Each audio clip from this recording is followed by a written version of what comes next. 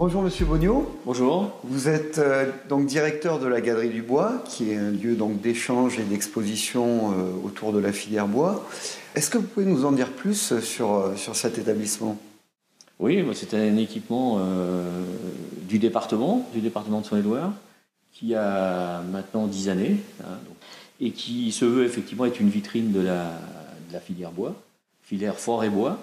C'est-à-dire en gros, ce qu'on cherche, c'est essayer de montrer aux visiteurs et même aux professionnels ce qu'on a pu faire avec le bois, ce qu'on y fait, tout ce qu'on peut y faire, et la volonté aussi de montrer ce qu'on pourra y faire dans l'avenir. Finalement, on est vraiment dans une dimension durable. Tout à fait. Enfin, le bois, la forêt, c'est une illustration totale du développement durable, avec l'homme qui, au sens social, l'économie de la filière et puis l'environnement avec la forêt. Alors en novembre 2011, vous avez décidé de changer une partie des systèmes d'éclairage. Quelles étaient les motivations profondes de ce changement? Pourquoi? Il faut savoir que le bâtiment a un côté exemplarité. Donc ce côté exemplarité, on va jusqu'au bout, c'est-à-dire notamment sur la maîtrise d'énergie. On a un bâtiment qui se veut être modèle en matière d'utilisation des matériaux, qui utilise des matériaux locaux, les essences locales, qui est chauffé au bois. Et on s'est dit, on va essayer d'améliorer l'existant. Avec les LED qu'on a installés, on a divisé à peu près entre 5 et 7 les puissances nécessaires pour une qualité de présentation qui est pratiquement supérieure. Alors Monsieur Pacquelier, vous êtes donc régisseur technique à la Galerie du Bois, vous êtes également responsable de la scénographie et vous avez été bien évidemment l'un des principaux artisans de cette modification des systèmes d'éclairage. Est-ce que vous pouvez nous expliquer vos motivations et le cheminement de cette opération?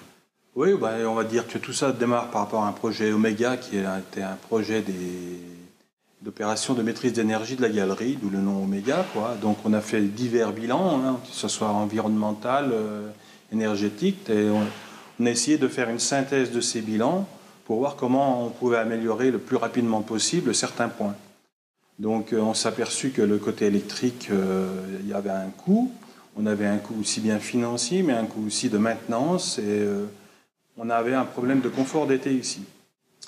Donc on a choisi de commencer par le remplacement des luminaires, d'une partie des luminaires qui existaient. Et au jour d'aujourd'hui, on s'est tourné vers la technologie LED, notamment par rapport à la durée de vie des appareils et surtout par rapport au fait que ça émettait beaucoup moins de chaleur et ça pouvait nous résoudre une partie de nos soucis de confort d'été. Avec l'éclairage LED, on a réussi à baisser de 2 degrés la température. 2 degrés dans la galerie, c'est quelque chose d'important pour le confort de ceux qui y travaillent, mais aussi pour le confort surtout de ceux qui viennent visiter la galerie. Vos consommations, qu'est-ce que vous avez perçu par rapport à ces systèmes? On s'est aperçu que par rapport aux factures, donc c'est bien sur un document réel, qui sont des factures, que notre consommation avait baissé divisé par 8 pratiquement. Divisé par 8, voilà.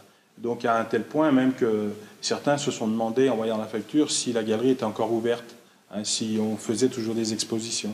Mais c'est bien pour dire que ce coût réel, il a beaucoup baissé.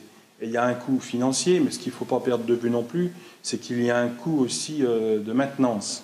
Je souhaitais quelque chose qui s'adapte directement sur nos rampes existantes, sans qu'on ait à toucher aux luminaires.